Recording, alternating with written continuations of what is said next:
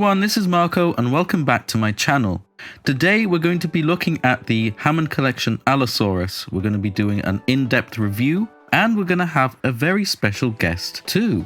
Now the way these types of videos usually work is that we take a quick look at the packaging and then we take a deep dive and analyze certain aspects of the model. Remember, the Hammond collection figures are sold and advertised by Mattel themselves as premium collector's figures, so it only makes sense for us, the customers and consumers, to treat them as such, and we're entitled to compare them to the source material they're meant to reproduce. So this isn't your average toy review. We'll be having a look at the sculpt and design in detail from a designer and sculptor's point of view.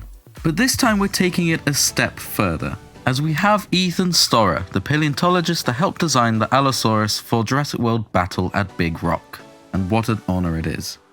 I think adding another person's point of view will help keep things fresh and help you look at this figure with different eyes too. I think for me personally, I find it quite invigorating having another person's point of view, as admittedly sometimes I can get a little bit too wrapped up into the sculptor's and modeler's perspective and point of view. So after analysing the proportions and sculpt and all of that stuff, we're going to bring in Ethan and see what he thinks. It's quite interesting actually, because not only we get a different point of view, but we also try to guess Mattel's approach to designing the figure together. I just think it's really fun and interesting. I'd like to remind everyone that this is just done for fun really, and that we're just pointing out some things that we noticed. So sit back and relax, and I hope you enjoy the video. First things first, I would like to thank my friend Martin for sending this over, and let's take a look at that packaging. It has the classic Hammond collection design, a nice sleek black box, and a really nice big window so we can see the figure in all of its glory. On the top left we have the Jurassic World logo and the Hammond collection logo too.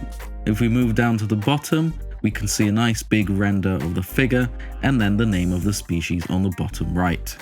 On the left side of the box, we can see the Hammond collection logo again. On the right, there's an image of a posed render of the figure. On the back of the box, we have some more renders and examples of the figure. And we have peppered here and there the logos of the Hammond collection, but we also have the name of the short film itself, Battle at Big Rock, on the top left corner. On the bottom right corner, we have some more figures from the line. I should probably point out that one of the images can be a little bit deceiving. The one on the side is posed in such a manner that the actual figure can't be posed in. As you can see, the neck bends a bit too much compared to what the figure can actually do. Either it's an earlier prototype that has a wider range of articulation, or it could be a render of a digital model, or it could just be a straight up photo edit.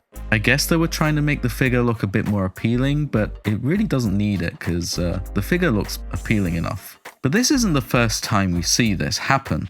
For example, with the Hammond collection Ceratosaurus, it was quite a bit more extreme and very obviously photo edited. In this case, I guess it could be a render of a 3D digital model, which has been rigged and then posed, but they didn't take into account the actual range of motion that the figure has. Either way, I just find this really interesting and quite fascinating. The eyes also seem to have been enhanced, which is quite common with the Hammond collection figure boxes. It's just a fascinating little insight as to how things might work behind the scenes. It's really intriguing to me, and it's actually quite fun trying to figure out what might have happened behind the scenes with a bit of speculation. Now for the pictures on the box, we would expect them just to take pictures of the model and then slap them on the box, but I'm guessing these people are working with very fierce time constraints, where it'd be quicker and easier maybe to do things digitally and rigging the sculpted model, posing it and rendering it and using pictures like that, rather than waiting for an actual finished model to take pictures of. That being said, I'm not entirely sure what's going on. It could be a photo edited version. If that's the case and they're intentionally posing this the way that it can't actually be posed, then that's a bit cheeky.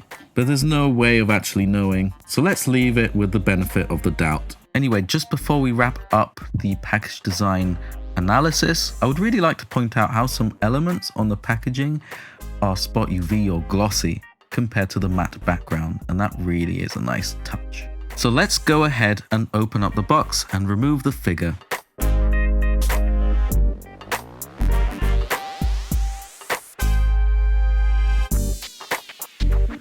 After doing so, we can clip in the tail into the body. Now the first thing that struck me is how heavy this tail is. It's much heavier than the front part of the body. Now this indicates that they have applied the brand new tail design that they have introduced a few figures back with the Giganotosaurus and the Therizinosaurus. But we'll take a look at that later on when we talk about the articulation. So let's talk about first impressions, and then we'll move on to talking about the proportional aspect of the figure. As for first impressions, I made a video when the figure was initially announced or revealed. Initially, I was very excited as Allosaurus is one of my favorite dinosaurs. Baryonyx is always on top though for me. But I could instantly tell that Mattel was continuing to adopt and apply the latest design philosophy that they introduced with the latest figures like the Therizinosaurus, the Carnotaurus and the Giganotosaurus, which means smaller feet, longer tails, and better proportions overall compared to their previous releases. Having it in hand though, I noticed a couple things that are a little bit off and I just can't help but notice them. Again, it's nothing egregious, don't take it wrong, but it's just things that I noticed as a sculptor and as a designer. It's something that the average person would not really notice, so at the end of the day, it doesn't really matter unless it really bothers you, but that's up to you. The first time I had it in hand, I noticed that the head looked a bit small. Now, I compared it with the reference material and actually no, it's the perfect size. It's exactly how it should be. So what's the reason why I felt the head was a bit small? Usually my first impressions with proportions are quite accurate, so I decided to really delve deep into trying to understand why I felt the head was a bit too small. And I came to a conclusion. And I came to the realization that the neck is a bit too long, which creates this weird optical illusion and makes the head look a tiny bit small. But it's not very noticeable at all, and it's mostly affected by how the figure is posed. Let me explain. This optical illusion happens the most when the mouth is closed. You might notice that when the mouth is open, the top part of the head covers up a portion of the neck, therefore making the neck look the tiniest little bit shorter than when the mouth is closed. And in turn, when the mouth is closed, you can see a bit more of the neck. Anatomically, the top of the head shouldn't move much at all, as it is connected to the neck. With dinosaurs, it's mostly the bottom jaw that moves. But as designers, they want this figure to have more articulation, and they want to capture the essence of the figure, of the character of the dinosaur, by exaggerating certain features. The image of a dinosaur roaring is quite iconic. So going with the speculation again, from a designer's point of view, they want to capture that aspect and really reflect it onto their figure. And by adding an extra point of articulation on the top of the head, you can really make your dinosaur figure roar. But by adding and changing things and making things a little bit different from what's anatomically correct, you inadvertently add some strange side effects. I didn't quite pick it up at first, but the Carnotaurus's neck is too long too. But it's something that has happened before, but not to the extent of this Allosaurus. And it's not my intent to nitpick on a design like this, it's just mere little observations from a designer's point of view. Again, I really want to make this clear. To verify some aspects of the proportions, we need to compare it to the source material. But unfortunately, there isn't much reference material for the Battle at Big Rock Allosaurus. But there is for the Allosaurus in Jurassic World Dominion. Now, to be clear, this isn't the same exact specimen, and there could be some differences. So first, let's compare what's available for the Battle at Big Rock Allosaurus with the Dominion Style Guide version. For those who are not aware, the Style Guide version is the model used in Jurassic World Evolution 2 in the Malta DLC, which in turn is the same one used in the film but ported into the game. And what the talented artists from the Style Guide did was take the models from the game and import them into Blender and make renders of them. So you can't get any more accurate with the proportions. What you see on the Style Guide with that specific Allosaurus is pretty much a one-to-one match. My first impression when comparing the Battle at Big Rock one to the Dominion one is I almost feel like the Battle at Big Rock one is a tiny bit thinner. It's not as muscular and robust as the Dominion one. It's very, very subtle, but that's the impression I got.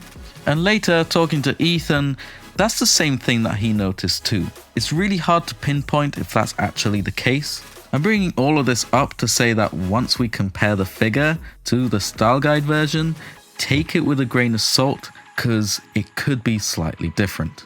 Now I'm trying to approach this with as much integrity and honesty and transparency as I humanly possibly could. So here goes, let's compare the figure to the style guide version. So there's a couple of other things that really jump out. Other than the neck, we can notice that the tail's ever so slightly too short too, but now you can see that the feet are starting to get a little bit too big again. They're nowhere as big as what we had with the T-Rex and other figures, but it's slightly pushing that limit a tiny bit. They're still acceptable though, don't get me wrong. I think they pulled off the size of the feet the best with the Carnotaurus. I think the size of the feet on that one is perfect for the type of figure that it is. Someone sent me a picture of a mod that they did where they took the feet from the Carnotaurus and put them on the Allosaurus, and it looks great. And believe it or not, it's the same exact size for the peg and hole. So if you want to do it, you can do that, I guess. You also might have noticed that the arms are slightly too big too. We saw something similar with the Giganotosaurus, but with that figure in particular, the arms were significantly bigger. So I'm going to switch to a photoshopped version of the figure based on the proportions of the Jurassic World Dominion Allosaurus. And here it is. Again, we can't 100% confirm that the Dominion Allosaurus has the same proportions as the one in Battle of Big Rock, so take this with a pinch of salt. Admittedly, I would probably get quite upset with things not being exactly the same as the film, but I'm trying my best to be as open as possible, and after having the chat with Ethan, it has really helped me gain a new perspective. And I think this applies to everyone. I can't wait to show you what Ethan says, but we'll get to that later. So now we've had a look at the proportions, let's take a closer look at the head. Now, the head shape isn't too far off at all. It's actually pretty close. There are a couple of things that I would change personally, but overall it looks like the one in the show or in the film. Close enough. While on the phone call with Ethan and doing my own research, I noticed that it might have been quite tough for the designers at Mattel to even find the correct reference material from all the angles necessary to create a coherent sculpt. It might be quite easy for us huge super fans to know what's accurate and what isn't to the film, because we can be quite obsessive with knowing the designs of the dinosaurs inside and out. But for a generic designer and sculptor working for a corporation, it might not be as easy. Especially for this dinosaur in particular, because it went through such a massive overhaul design about midway through the production. So I'm more than willing to give them the benefit of the doubt on this one. So let's look at those differences. One of them is the front part of the lacrimal crest or the horn on top of the eye. If we look at it at certain angles, we can see that a whole lump or section is missing. It looks quite smooth, giving the top of the snout quite a smooth profile, and the shape of the crest is slightly off too. The front of the snout is a little bit too upturned too.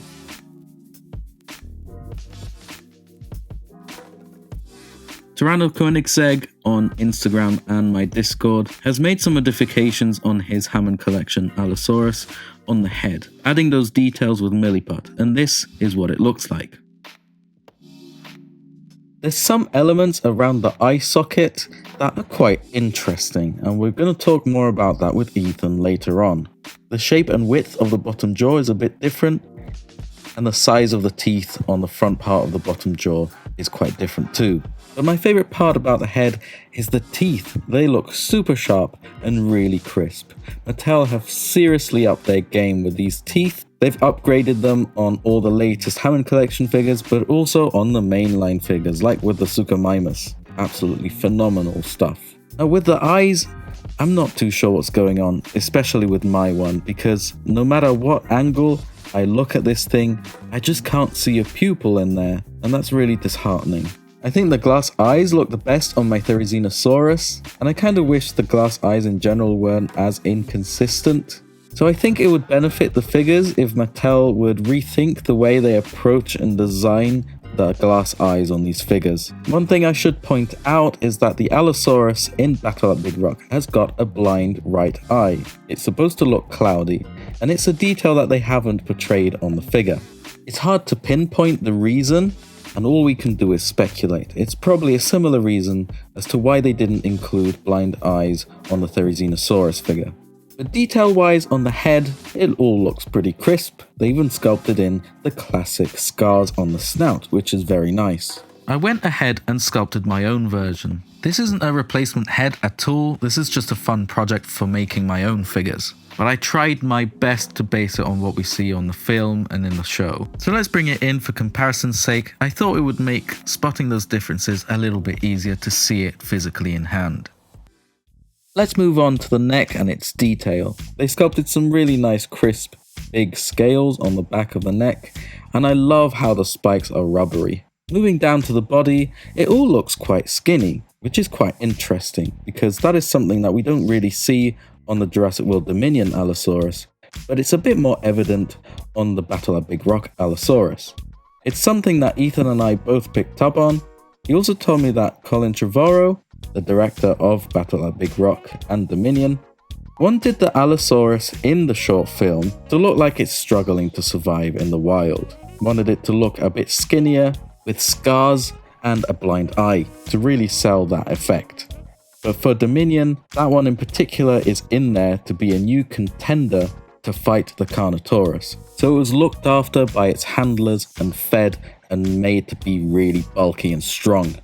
It's a very, very subtle detail. I'm not too sure if it's even a thing, but that's what Ethan and I think. That was our impression. After looking at pictures and stuff, it's really still hard to tell. Let me know in the comment section down below what you think about this. Do you think the Battle at Big Rock Allosaurus is ever so slightly a bit skinnier compared to the one in Dominion? If we look at the top half of the body sculpt, we can see some very nicely sculpted scutes and scales. And again, we can see those nice rubbery spikes on the top too. Looking at the bottom half of the figure, there isn't much detail sculpted at all. It's quite smooth, there's some scales here and there, but they're quite subtle and not as defined. That being said, looking at the official renders from Camp Cretaceous and from the Dominion film, there really isn't much detail there anyway, unlike the Tyrannosaurus or the Baryonyx, which have some very defined scales. Moving on to the limbs, we can see that the arms are a bit too big, as we mentioned earlier, but they're really nicely defined. They've got some nice musculature, and I am a really big fan of those big meaty claws on the hands. Although they're not entirely accurate as to what we see in the show because of the size, they're very nicely sculpted. You can see some nice scutes on them too, and I like how the palm of the hand is sculpted as well. This time again, we can see that the hips aren't too wide, which is great.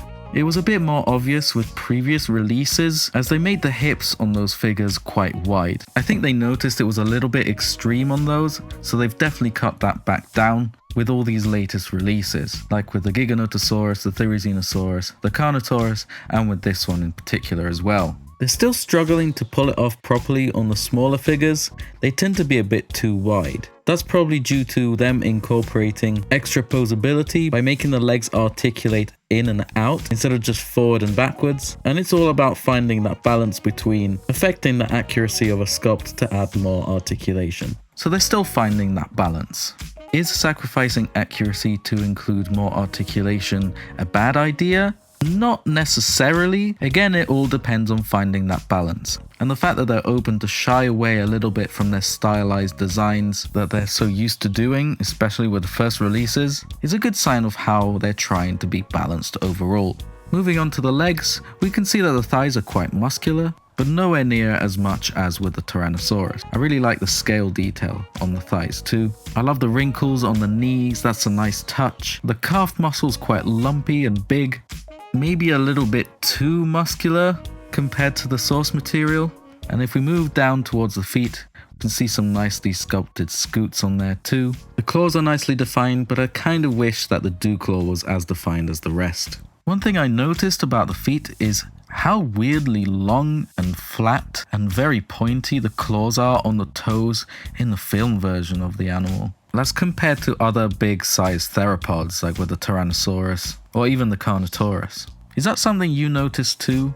Let me know in the comment section down below. Moving on to the sculpt of the tail, I think it looks wonderful. I love the detail on it, I love how it's been sculpted, but most of all, I love the material and how it's been designed. Sure, it's a bit heavier, but it makes me wish the whole figure was made like this too.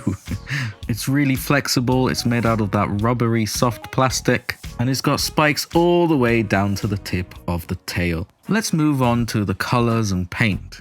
So in general, I think it captures the essence of the design of the Allosaurus and the colors. It's pigmented into this tan beige base color. And the other main big thing is that the dorsal part of this figure is covered with this dark shade of blue.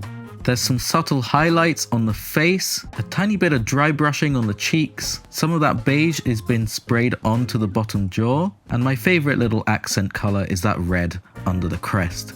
Now, unfortunately, it seems like they forgot to spray paint that beige on the jaw on one side of my figure, so that's a little bit annoying. And some of these figures do have some inconsistency with the paint, a bit like that. Some people's figures have a noticeable gap between the blue paint on the arm and on the shoulder, and I can see how that can get a bit annoying. So if you're thinking of getting this figure, I highly recommend you check in person and you pick out the best one from the shelf. I know some of you have pre-ordered this figure, and if it arrived with a gap and it's bothering you, you can always return it or ask for a replacement. Or if you're feeling confident enough, you can follow Bradley's video tutorial. He shows you exactly which paint to use to cover up the gap. I should point out that the Allosaurus figure in his video doesn't really have much of a gap, but he decided to go ahead and do it on his anyway, purely because of the amount of questions that people had on how to fix the issue. Some gaps are bigger than others. It's up to you to decide whether or not you want to do this, or if you want to return it, or if you want to keep it as it is. Personally, I think I'm going to use that tutorial that Bradley did to add a little bit of paint on the tip of the tail. Now, talking about the paint in general again, I think it could have benefited with a little extra. Let me explain. Now, if we look at other releases like with the Giganotosaurus or the Therizinosaurus, they added extra dry brushing spread out across the whole body. But not just that, some figures have counter shading too. For example, the Carnotaurus and the Giganotosaurus. And I think this figure could have benefited with that too. It looks a bit too simple for a premium collector's figure. I'm not saying it's bad, but to keep things consistent with some other figures, I think it could look nice with some paint there too. And again, this figure, like some others, doesn't have a painted dew claw, although they did paint it on the Giganotosaurus. I really loved the airbrush effect with the paint in general on this figure. That being said, I'm not too keen on how the paint on the thigh has been executed. It looks a little bit unnatural with those spikes, and it doesn't really match up with the source material, but I think I can see why they did that. It gives the paint application a little bit more movement, and it's not as bland as it could have been if they followed the reference material to a T. But is it good or bad of them to stray away from the source material? I think it all depends on that balance that we were talking about earlier, with style, functionality, and accuracy. Now let's move on to the articulation. I think it's been executed quite well overall. You already know my thoughts about the articulation on the top half of the head. It's got the same sort of articulation and joints that we've seen with other figures from the line like the Therizinosaurus and the Giganotosaurus. But the tail is my favorite part. That thing can bend so well, and they just designed that really nicely. Now, since they redesigned the articulation in the tail, these figures have been quite back heavy. You have to be quite cautious with how you pose your figure for it not to fall backwards. With previous older figures, the articulation inside of the tail was completely different. They mainly had some bendy wire inside, and that was it. That aspect, combined with how short the tails used to be too, made the figures quite top heavy. But they were nowhere near top heavy as they are back heavy now. And the length of the toes now definitely do not affect how well it balances. Because the tails back then weren't as heavy as they are now, the weight distribution was a bit more balanced. And the size of the feet definitely did not affect how well they stood back then. In this case now, if they really want to make bigger feet to balance it out, they would have to extend the heel, which would make it look really strange. Mattel, if you're watching this, don't get any funny ideas. I think the only way they could potentially fix this is if they add more weight to the front half of the figure. Maybe they could use the same tail articulation in the neck. I'm not too sure how that would work or if it would work. It's not too much of an issue, to be completely honest, because it just requires some extra thought into posing this figure. If you pose it properly, you won't have this issue at all. So let's talk about quality control issues. I think this Allosaurus has been pretty solid in general compared to some other figures' history, like with the Giganotosaurus. That release in particular had some major issues. So far, I haven't seen anything particularly bad. Maybe some paint missing here or there. I know the eye isn't very good on mine particularly, but I did notice there was a bit of glue on the tail on mine and some weird flakes of paint on the tail on mine. But other than that, it seems okay. Let me know if you've had any issues in the comment section down below. So now we've got all of that out of the way, let's bring in Ethan and let's talk about this figure and the Allosaurus design in general. Today we have a special guest, Ethan Storrer, Paleontologist. We did a couple of videos before together. We did the Tyrannosaurus skull reconstruction together. He's a special guest here today because he was actually involved in the designing process of the Battle at Big Rock Allosaurus. So thanks so much for coming here today, Ethan. Thanks for having me, Marco. So let's talk about this Allosaurus design that Mattel went with, and just generally about the Allosaurus. Yeah, so I was actually lucky enough to literally just pick this figure up yesterday. I meant to pre-order it, especially because the design is near and dear to my heart, but kind of missed the boat, so I had to track it down in person, and I just barely managed to. Yeah, initial impressions are it is the Battle at Big Rock Allosaurus. You can see the color scheme, it's got a lot of the design traits, and it's just not entirely there. What's interesting is a lot of the designs that even you've seen of mine that contributed to the Battle at Big Rock Allosaurus, I think are kind of hidden in there, as well as we were talking about a lot of other iterations of prior or even kind of contemporary Allosaurus designs that were involved in the series. It kind of accidentally ended up being a better Allosaurus than even the Battle at Big Rock design is, just because they were kind of accidentally pulling the best parts of several of these designs. Yes, and that's from a scientific point of view. A better, more well-proportioned, scientifically, at least in proportions and stuff, to an actual Allosaurus, as opposed to, just specifically the film design. So this figure is almost, I actually really like it a lot, but it's kind of a mixed bag because while it's not necessarily the best Battle at Big Rock Allosaurus that could be out there, it is actually a really nice kind of middle ground between a Battle at Big Rock design and an actual Allosaurus. Yeah, so let's talk about some of the elements of it that is a bit closer to the real life version of Allosaurus. It's got a little bit longer legs, much longer arms with bigger hands and larger claws, a longer, more slender neck. All of that stuff is, while it makes it, a little bit incorrect for the Battle at Big Rock design, it does actually make it more well proportioned for a real life Allosaurus. That was another thing that we noticed, is that the Life on Our Planet Allosaurus in the documentary is actually the Battle at Big Rock or Dominion model. It's just modified to be more well proportioned and accurate to a real Allosaurus. And it's kind of funny, I don't think this was their intention at all, but they ended up almost creating a really nice Life on Our Planet model just without lips, because they ended up with slightly more real life Allosaurus proportions than the Battle at Big Rock one. So it looks a lot like that model in that documentary. And that's all stuff that real life Allosaurus did have. It did have pretty long legs for its size. It had a really long arms with massive hands and huge claws. It had a long, slender S-shaped neck with a small head in comparison to other theropods for the body. And so, yeah, and then there are some other details in the skull, but I guess we can talk about that in a second. I will say the feet are a little large. I know that's a lot of times a balancing thing.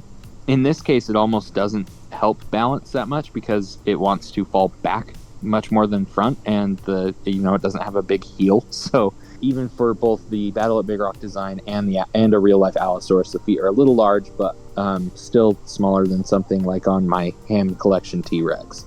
I want to point out how we've been trying to figure out the approach that Mattel had when designing this figure, and what kind of reference material they could have worked with, where some sort of elements of the sculpt were taken from. We looked on Google Images and found some early concept designs for the Allosaurus, which was before the step before they eventually contacted you. Rehauled the design. Even just going off of, the official concept art and the Universal Archives, I think it's going to be a tougher animal to nail down one design for, especially if you're someone at Mattel who is, it's your job instead of a huge mega fan, because the Allosaurus in Battle at Big Rock got a rehaul halfway through the process, and that's where I got involved. Is I sent over a few series of concept art to alter the design, especially in the skull, and make it less monstrous and everything. And you've seen that art. I'm not quite ready to share it with the world yet. We both noticed there are some traits in my designs that seem to have been brought over, especially with the way the teeth are proportioned. They're a little bit more uniform. There's not these huge massive teeth in the front of the lower jaw, which was even more prominent in earlier designs, but is still present in the final one. But in my design and in the figure, which is again a little more accurate to a real life Allosaurus, the teeth are a little bit more uniform, all around the same size, and they don't get larger towards the front of the jaw. The skull is more tight and V-shaped, which again is a little bit more accurate, as opposed to kind of rounded over, more like a Tyrannosaur or a Crocodilian. The textures and way that they go from especially the orbit or the eye socket to the lacrimal, which is the horn in front of the eye, and some of the crests they have in there, and just the overall shape of the lacrimal seems to fit more along my concept art and some earlier iterations than the final design. And then even just in some other proportions, that seems to either draw from earlier designs, my design, or even you noticed the earlier Jurassic World evolution model. And so I have a suspicion that, and you mentioned this as well, that as they were designing this, they needed references from other angles. So they were using, early concept art, maybe the art I provided, maybe, as many of the stills from the CGI model or whatever that they could find to get details and profile and all that right. But as they moved on towards the end of the snout, or towards, maybe proportioning out the body a little bit better, getting a front view, they started just going on Google and searching Jurassic World Allosaurus. And then that brought up earlier iterations and the alternative designs that have already existed. Like, there was Allosaurus concept art for Jurassic Park Warpath. There was toys that were made earlier of Allosaurus, and even those might have contributed. And of course, Jurassic World Evolution had an earlier design, which is not entirely dissimilar from the final Battle at Big Rock design. It still has the spikes on the neck and a similar color scheme, and so it would be easy to confuse the two if you don't know what you're looking at. And I think that may be where we got the longer arms, some of the more spindly proportions, and some of the skull features that we see. Yes, also another thing was the direction at which the lacrimal crest points. On the Mattel version, it seems like it points further back a bit more compared to the final design used in the film, and that was something more akin to the original concept art. Yeah. Another thing is it has larger hands with claws, which again is more correct for an Allosaurus. The thing it gets wrong that Battle at Big Rocks actually has right is that the thumb claw, or the first claw on the inside of the hand, should be the largest. The figure makes a pretty common mistake, making the middle claw the largest. They're honestly pretty uniform in size. They're pretty close, but the middle claw is slightly longer than the other two. It should be that the first claw is significantly larger than the other two. That misconception comes from the middle finger is actually the longest, but the claw is not the biggest. So the finger should be the longest, but the claw itself should be shorter than the first claw.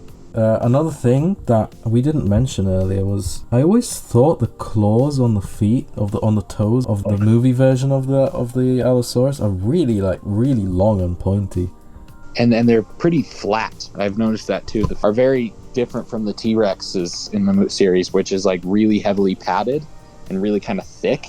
The feet are, in general, as well as the claws, kind of long and thin. In the original concept art, they gave it a purple tongue or a blue tongue, which is what the juvenile version had, and then they kind of abandoned that idea. So again, if you remember, the final design I sent over was based off their concept art and the animatronic, and if you look at my design, it has a bluish purple tongue. So that is something that changed somewhere along the way. It almost makes you wonder if there's a version of the design in the Universal Style Guides that they might have sent to Mattel or other companies. A version of the design that has, a bit more of like an amalgamation of a lot of elements. Yeah, I think, honestly, I think it's probably kind of an archival system where they just have everything saved for Allosaurus.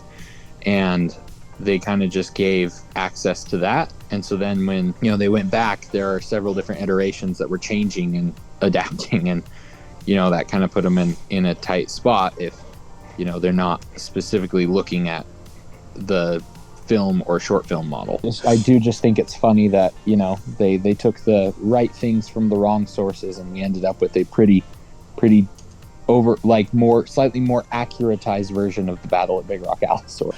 If you really wanted to have a nice accurate Allosaurus, I'd modify the hands a little bit, like I mentioned, put the bigger claw on the first finger and just bulk them up a little bit in general, and put the post-lacrimal ridge like you talked about in front of the lacrimal horn, and shrink the feet a little bit, and then also probably lose the osteoderms, even though they're cool looking. But this is a really nice middle ground, and definitely a figure I'd recommend picking up even just for that reason.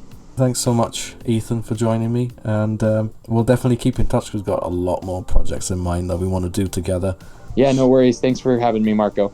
Yeah, we were just talking about some awesome stuff we have upcoming. Maybe even Allosaurus is involved in one. I just found our phone call to be very refreshing. It made me appreciate this figure a lot more than I would have, and that's just proof to me that getting other people's point of views, who specialize in different things, a very healthy way to make your mind up on certain things. We can all get a little bit too wrapped up into our own thoughts, and this applies to both sides of the coin, and that's with anything in general, not just dinosaurs. So big thanks to Ethan for our chat. Feel free to follow him on his social media. I'll leave links in the description. He's done some other cool collabs with other YouTubers, like with Clint's Reptiles. That is really awesome. So I think it's the right time to wrap things up. Thank you so much for joining us. This has been quite a long video, very intense to edit as well. And I really think you should go and get this figure. It's a really good addition to the Hammond collection. It's not the best one, there's certainly been some better ones in the line, but it's a great Allosaurus figure to have in your collection regardless. It's great for mods and customs as well, which I'll be doing a video on that sometime in the future. So again, thank you so much for watching. Stay safe, and I'll catch you in the next one. Happy New Year.